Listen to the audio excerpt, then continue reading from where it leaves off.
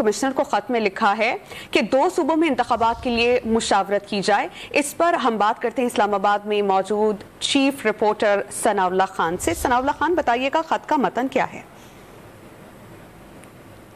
सनाउल्लाह, आप हमारे साथ हैं? हम कोशिश करते हैं अपने चीफ रिपोर्टर से राब्ता बहाल करें और इससे मुतालिक मजीद उनसे जानें।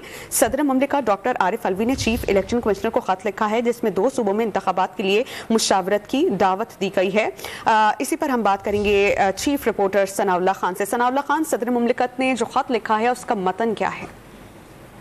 देखें, अवान सदर की तरफ से ये बयान जारी किया गया है जिसमें खत का मतन भी बताया गया है। तो सदर ने चीफ इलेक्शन कमिश्नर को 20 फरवरी को अवान सदर में तलब किया है कि इजलास में, और जिसका बुनियादी मकसद जो बताया गया है कि आम इंतखाबात और जो सूबाई इलेक्शन के इंतखाबात हैं उनके हवाले से ऐलानात हैं। और सदर ने सख्त मायूसी और नाराजगी का भी इजहार किया है कि उन्होंने पहले भी खत लिखा है इलेक्शन कमीशन को, लेकिन उसका कोई जवाब नहीं आया। अब उन्होंने इस पर सख्ती से कहा है कि जो आइन और कानून के मुताबिक सदर पाकिस्तान चीफ इलेक्शन कमिश्नर की कंसल्टेशन के साथ इंतखाबात की तारीख का और तारीखों का ऐलान करते हैं। उनका पहले भी इस बारे में चीफ इलेक्शन कमिश्नर को एक खत लिखा गया था, लेकिन उन्होंने इसका जवाब नहीं दिया और इस पर उन्होंने नाराजगी का भी और ये भी कहा है, डायरेक्शन के साथ कहा है, सख्ती के साथ कि 20 तारीख को वो ऐवान सदर आए। सदर मुमलिकत ने खत लिखा है। बहुत शुक्रिया सनाउल्लाह खान, आप अहम निकात हम तक पहुंचा रहे थे।